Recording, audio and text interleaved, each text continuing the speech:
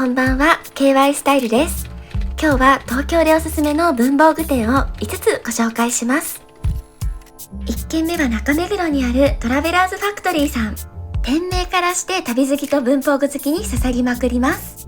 店内はこんな感じで地球儀が飾ってあったり、天井からは飛行機がぶら下がっています。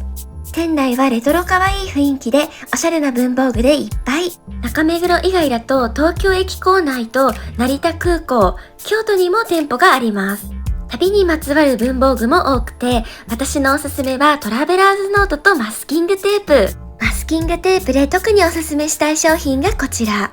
見てください、この絵柄。東京メトロの絵柄がとっても可愛い。海外の切符風のマスキングテープもとっても可愛かったです。続いてトラベラーズノートは自由度の高いノートで旅や散歩の思い出をスクラップするのに最適です。巷で有名でおそらく看板商品。こちらはトラベラーズファクトリー中目黒店の2階でフォトスポットになっています。並んだ書籍やグッズの置き方がとってもフォトジェニック。中目黒に行く予定の方はもちろん、こちらを目的にわざわざ立ち寄るのも楽しくておすすめのお店です。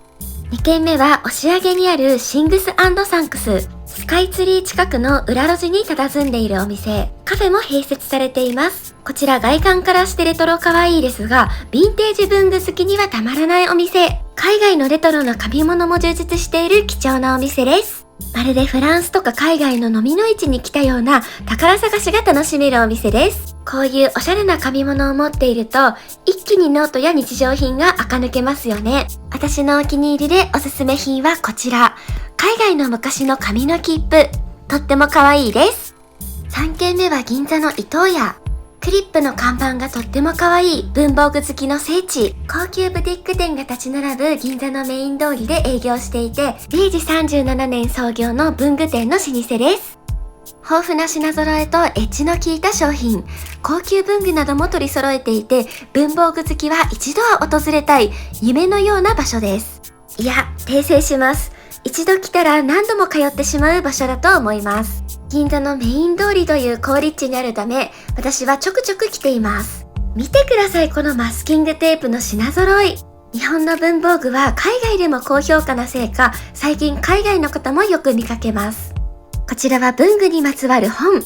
ノートやペンの品揃えもとっても豊富なので、迷って買えないことも多々あります。この日はトンボさんの ABT のペンを買いました。試し書きができたので発色を見れてとても良かったです。おそらく私が一番通っている文具店で自信を持っておすすめできるとっても素敵なお店です。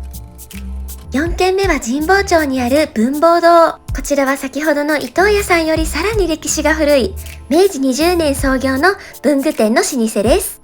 神保町の古書店街のメイン通りに佇んでいて、個性的な雑貨やおしゃれな文房具がとても多い私のお気に入り店です。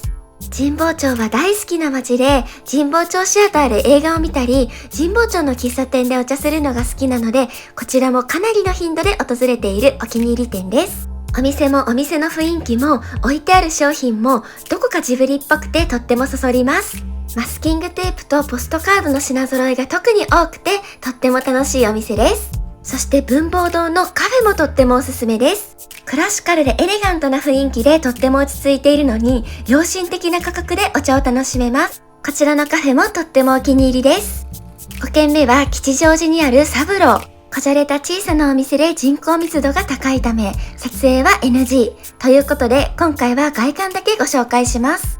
店内は唯一無二の秘密基地的空間。一期一会的な素敵なアイテムに出会える素敵なお店で、私はこちらのワイン型のしおりを購入しました。こういうお宝が見つかる素敵なお店なので、ぜひ行ってみてください。ご視聴ありがとうございました。